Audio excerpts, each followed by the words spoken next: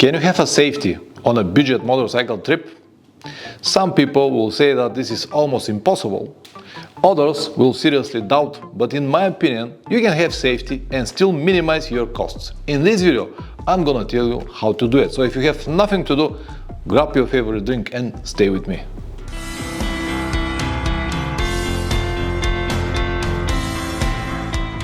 Welcome back. The first argument that many will point out is that without having all of these modern safety features on your motorcycle, you wouldn't be able to make it. And this type of motorcycles that include all of these safety features usually cost a lot. So basically, from the beginning, it's impossible to travel on a budget, right? Well, my friend, it looks like your destiny is already decided. Hold on. On the other hand, so many people from everywhere around the world traveling with cheap motorcycles. Even now, in this very moment, I'm sure that hundreds of people travel with cheap basics motorcycles. Even me, if you take an example myself, I did most of my trips with a basic and cheap motorcycle. So something is not exactly right. So my friend, you're going to survive. Yeah, Pavlin, of course, it is possible to travel, but without having the ABS, for example, the risk to have an accident or to crash will be very high, isn't it? That is true, but you can have an accident even with ABS. It is there to help you, to assist you, to stop faster.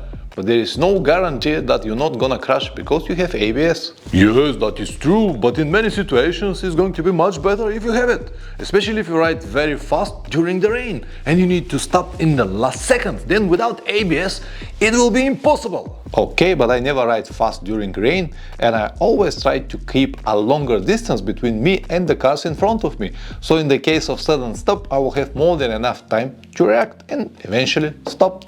So what? They won't believe me? It doesn't matter, I'll still keep you here. Valid points about the ABS, but what about the traction control? It is priceless when the road conditions are not good. Something like mud, sand, or maybe wet asphalt. Well, I have seen and I have ridden in all of these conditions before. I know exactly what I can and what I cannot do with my motorcycle. Okay, but how are you going to travel during the night if you don't have a good light or a proper auxiliary lights? They also cost a lot of money. As you see, Pavlin, everything costs money. At the end, you cannot make it on a budget. I don't ride in the dark.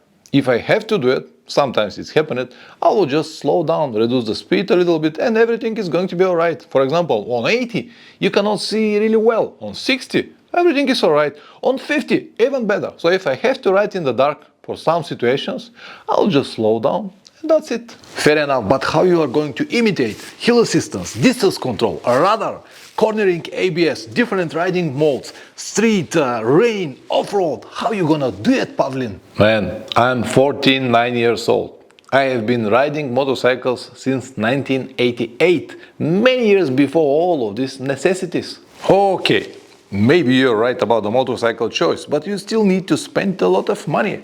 Spare parts, maintenance, tires, anything that you need on the road. Then it's coming accommodation, food, petrol, anything. So I cannot really see how you're gonna make it on budget, Pavlin. And what will be the difference between you and any other rider? Actually, there are many different things that will help you to save some money and still cover all safety aspects. The first step is to buy an affordable motorcycle, a model that you can service and maintain by yourself. This will cut a big portion of your travel costs. Changing or adjusting some of the important components of the bike before the trip, something like spark plugs, clutch plates, adjusting the valves, brake pads, will eliminate 90% of the possible problems on the road, and you don't need to carry that many spare parts or to buy it somewhere on the road. Of course, if the trip is extremely long, you still need to have here and there some parts, but this is a different story. I'm talking about the main idea, to get the main idea that everything you do before the trip will help you during the trip and will cut the costs. This is absolutely nonsense. You still need to buy those parts, and it doesn't matter during or before the trip. You still need to buy it. It is not going to help you to save any money. It will, because as I said, you can do it in advance. When you're still at home, you can go to the local shops, have some possible discounts, and if you're able to do the maintenance by yourself, It will cost you almost nothing. You won't feel it at all. Because later on the road, if you have a problem, if you need to fix it on the road, it will cost you double. I will never make compromises with the maintenance, spare parts, tires or anything that I need for my motorcycle when I travel. But on the other hand, I don't care at all about the accommodation and food. I can sleep in any shitty hotel as long as it has a roof on it. It is the same for the food. When I'm at home, I'm very strict with the food. I be careful what I eat, but when I travel, I'm on this survival mode and I can eat whatever I find as long as it's cheap and will help me to save some money that I can use to travel even more. The next tactic that I always use and help me to save a lot of money is to reduce the top speed. The difference between 100 km per hour and 130-40 km per hour on a trip that is 15,000 km long, believe it or not, it's around 500 euros. For 500 euros, I can travel at least 1 week more. The biggest free expenses on any motorcycle trip are accommodation, food and petrol. If you can manage it, you'll be able to travel cheap without compromising the safety.